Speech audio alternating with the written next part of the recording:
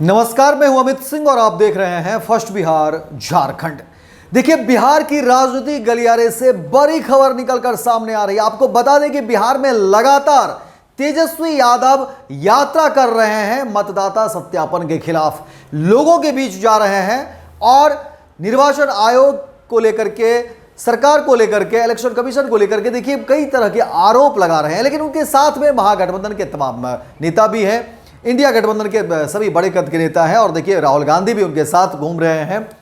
प्रियंका गांधी भी देखिए बिहार आकर के लोगों के बीच पहुंच रही हैं। वहीं मुकेश सहनी, बीजेपी पार्टी के सुप्रीमो सन ऑफ मल्ला के नाम से जाने जाने वाले मुकेश सहनी देखिए तेजस्वी के साथ यात्रा के बाद बड़ा बयान दिया है, जिसके बाद एक बार फिर से खलबली मच गई है। देखिए, लगातार बिहार में जिस तरह से मतदाता सत्यापन को लेकर के तमाम विपक्ष एकजुट हुआ है और इलेक्शन कमीशन को लेकर के आरोप लग रहे हैं, लेकिन बिहार में देखिए इसी वर्ष विधानसभा के चुनाव भी हैं और चुनाव को लेकर के देखिए सीट शेयरिंग का भी एक मुद्दा है, जिस पर भी कई तरह के सवाल जो है वो खड़े किए जा रहे हैं। अलग अलग जो पार्टियां हैं अपनी अपनी दावेदारी पेश कर रही है। एक तरफ देखिए कांग्रेस 70 सीट से ज्यादा की बात कह रही है, क्योंकि पिछले विधानसभा में कांग्रेस ने 70 सीटों पर चुनाव लड़ा था। हालांकि और भी कई पार्टियां हैं। मुकेश सहनी भी देखिए कह रहे हैं कि डिप्टी सीएम वो बनेंगे जब बिहार में आरजेडी महागठबंधन की सरकार बनेगी।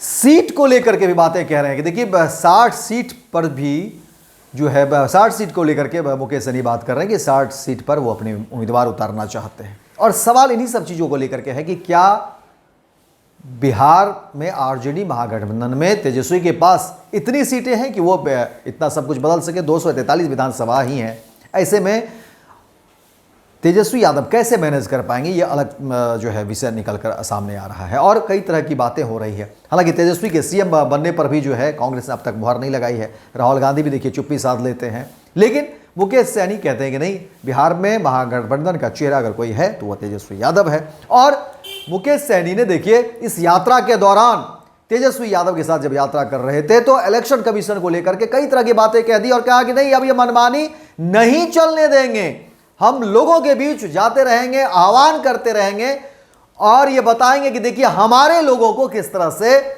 उनके अधिकार छीन रहे हैं। गरीब, दलित, वंचित समाज के लोग, अकलियत समाज के लोग, पिछड़ा समाज के लोग, जिन्हें मजबूती देनी थी लेकिन उनके ही अधिकार छीन रही है केंद्र की सरकार। इलेक्शन कमीशन पर बड़ा आरोप। और अब मुकेश सहनी ने कहा है कि हम ये वोट चोरी नहीं होने देंगे, हम मनमानी नहीं करने देंगे।